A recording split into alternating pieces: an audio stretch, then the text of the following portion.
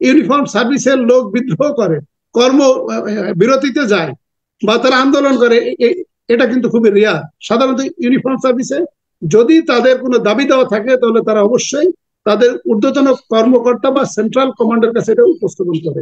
কিন্তু তাদের ক্ষোভ এত পর্যায়ে গিয়েছে, সেখানে বিডিআর দেখেন একটা একটা বিদ্রোহ হলো, আমরা কিন্তু দেখেছিলাম আনসারে কিন্তু বিদ্রোহ হয়েছে, আমরা কিন্তু সেনাবাহিনীতেও কিন্তু বিদ্রোহ হতে দেখেছি।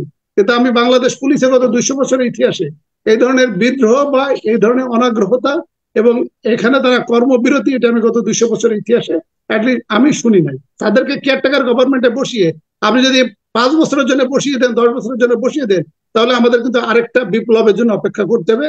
যে বিপ্লব আমরা হাসিনার এগেনস্টে করেছি, সেই ক্ষেত্রে আমাদের আরেকটা বিপ্লব হয়তো জনগণকে অপেক্ষা করতে হবে। সাইফুল সাগর, আমি আমি বিজ্ঞ আলোচকদের প্রতি সম্মান রেখে বলছি এবং যারা বিভিন্ন চ্যানেলগুলোতে মতামত দিচ্ছে, কথা বলছে, আমি একটু স্মরণ করিয়ে দিতে চাচ্ছি যে প্রত্যেকটা মানুষের কিন্তু তার যে কতটুকু লিমিটেশন আছে এটি কিন্তু জানা উচিত। সাইফুল সাগর, আপনি অ্যাঙ্করিং করেন, আপনি অনেকদিন ধরে অ্যাঙ্করিং করেছেন, মানুষকে ইনফ্লুয়েন্স করেছেন, মানুষকে উজ্জীবিত করেছেন। এটা এটা দিয়ে আপনি যদি বলেন তাহলে আমার তো প্রধানমন্ত্রী হওয়ার যোগ্যতা আছে। তাহলে আপনি যদি কিন্তু আপনার তো লিমিটেশনটা বুঝতে হবে যে আপনি প্রধানমন্ত্রী হতে পারেন কিনা বা আপনার এই যোগ্যতা আছে কিনা। তা আমি এই যে আমাদের যে ছাত্র বা তরুণ নেতা, আমি জানি আমার এই কথা শুনলে তারা হয়তো একটু একটু মর্মাহত হতে পারেন। সেটি হচ্ছে যে আমাদের ইসমাইল সম্রাট যে কথাটি বললেন যে এই সরকারের কাজ দেখে তারা সিদ্ধান্ত নিবে যে এই কেয়ারটেকার গভর্নমেন্ট বা অন্তর্বর্তীকালীন সরকার কতদিন থাকবে। এটা আমার কাছে মনে হচ্ছে যে হয়তোবা তারা না বুঝে অথবা বয়স কম থাকার কারণে অথবা পলিটিক্যাল ইম্যাচুরিটির কারণে তারা এই ধরনের বক্তব্য দিচ্ছে বা এই ধরনের কথা দিচ্ছে। আমি এই সমস্ত তরুণ ছাত্র নেতাদের উদ্দেশ্যে আমি বলছি, আপনাদেরও লিমিটেশন কতটুকু সেটুকু আপনাদের জানা উচিত বা সবারই জানা উচিত।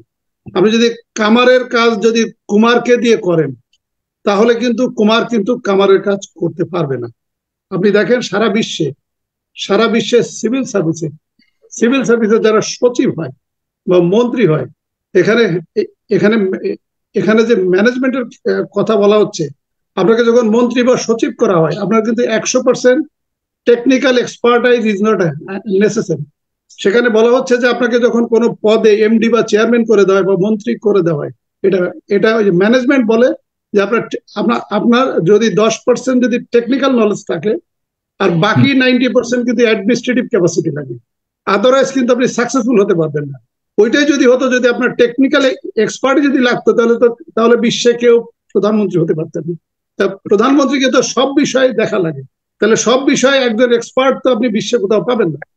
এই কারণে প্রত্যেকের একটা লিমিটেশন থাকতে হবে। এক, দুই হলো যে আমাদের ইসমাইল সম্রাট যেটা বলছে বিপ্লবী সরকার, আপনি এটাকে কেন বিপ্লবী সরকার বলবেন? এটা বিপ্লবের মাধ্যমে এসেছে, এটা ঠিক আছে, কিন্তু পলিটিক্যাল সায়েন্সে, সাংবিধানিকতায়, কনস্টিটিউশনাল ওই বিষয়ে কিছু কিছু নর্মস আছে, আইডিওলজি আছে, টার্মিনোলজি আছে। আপনি এটা বলছেন বিপ্লবের মাধ্যমে এসেছে, ভালো কথা, এটা অবশ্যই একটা অন্তর্বর্তীকালীন সরকার অথবা নির্বাচনকালীন সরকার হতে পারে। আর এখন এই যে অন্তর্বর্তীকালীন সরকারের কথা আপনি যেটা বললেন, মানে আমি খুবই একজন রাজনৈতিক বিশ্লেষক হিসেবে, আমি একজন কনস্টিটিউশনাল অভিজ্ঞতা সম্পন্ন একজন ব্যক্তি হিসেবে, আইনের স্টুডেন্ট হিসেবে, এই যে এখনো পর্যন্ত সরকার গঠন করা হয় নাই, এই বিষয়টাতে আমি খুবই মর্মাহত।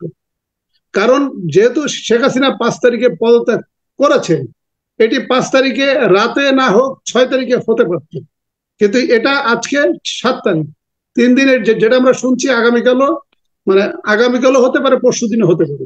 তার মানে আমাদের বাংলাদেশ বা আমরা যাদেরকে ধরছি এবং যাদেরকে আমরা কেয়ারটেকার গভর্নমেন্টের উপদেষ্টা বা প্রধান উপদেষ্টা হিসেবে বসাতে চাচ্ছি, তাহলে তারা বা যারা এখন নীতি নির্ধারণে আছে, তাহলে তারা কি এতই অনভিজ্ঞ, এতই কি ইনএক্সপার্ট যে আমার এই সরকার গঠনের জন্য আমার 5 দিন অপেক্ষা করতে হবে?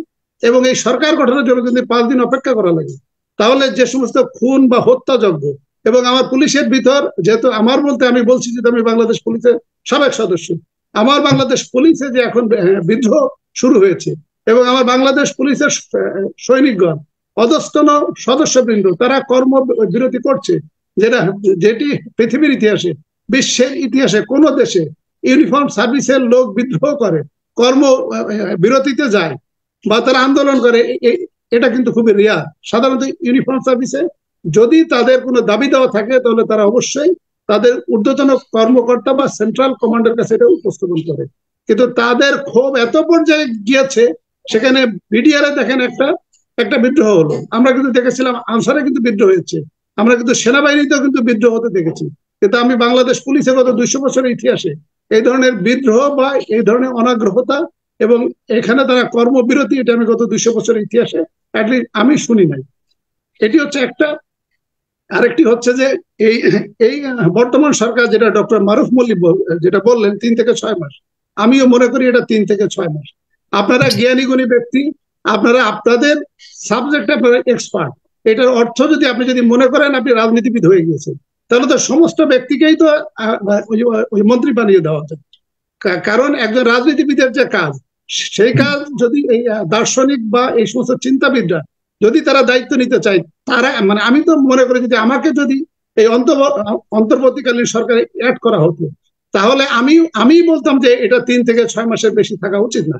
কারণ আপনাকে প্রায়োরিটি ঠিক করতে হবে।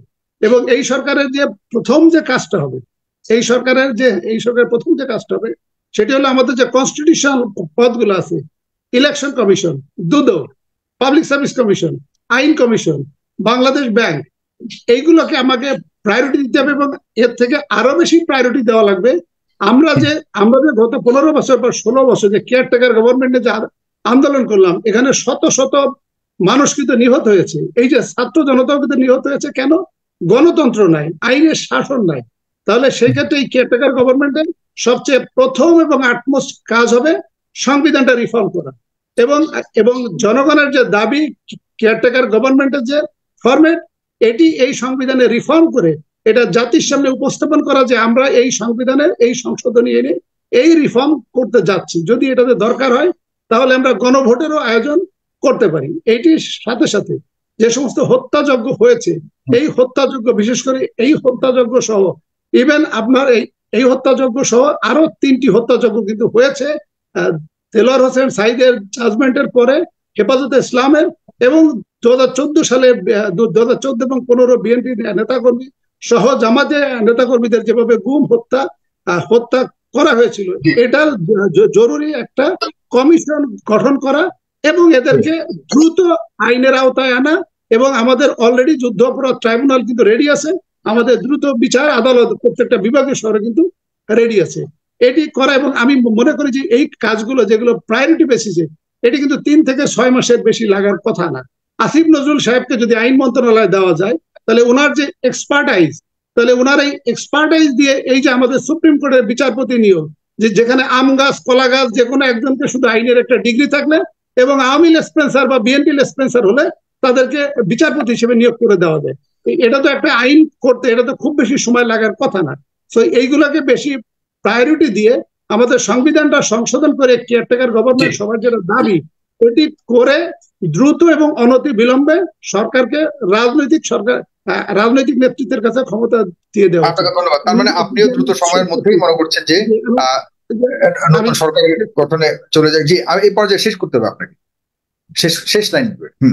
আচ্ছা, আমি যেটা শেষ করছি সেটা হচ্ছে ইসমাইল সম্রাট যেটা বলেছেন যে তারা দেখে সিদ্ধান্ত নিবে এই সরকার কতদিন থাকবে। আমার বক্তব্য হলো যে 6 মাস পরে যে গুরুত্বপূর্ণ সংশোধনী গুলো, এটা যদি আপনি পলিটিক্যাল গভর্নমেন্টের কাছে ছেড়ে দেন এবং পলিটিক্যাল গভর্নমেন্ট যদি জনগণের চাহিদা অনুসারে কাজ না করে, তাহলে তো আগাম নির্বাচন অথবা 5 বছর পরে তো ক্ষমতা পরিবর্তনের সিস্টেম তো আছেই। আমাদের তো সংবিধানে আর্টিকেল 7 অনুসারে জনগণ সকল ক্ষমতার মালিক, এবং এইটাই কিন্তু ডেমোক্রেসি, এবং এটা আপনাকে মানতে হবে। যেটা হলো রাজনৈতিক সিস্টেমে বলা হচ্ছে যে democracy is the old system but still there is no alternative. কিন্তু আমাদের এই সুশীল সমাজের তাদেরকে কেয়ারটেকার গভর্নমেন্টে বসিয়ে আপনি যদি 5 বছরের জন্য বসিয়ে দেন, 10 বছরের জন্য বসিয়ে দেন, তাহলে আমাদের কিন্তু আরেকটা বিপ্লবের জন্য অপেক্ষা করতে হবে। যে বিপ্লব আমরা হাসিনার এগেনস্টে করেছি, সেই ক্ষেত্রে আমাদের আরেকটা বিপ্লব হয়তো জনগণকে অপেক্ষা করতে হবে। ধন্যবাদ।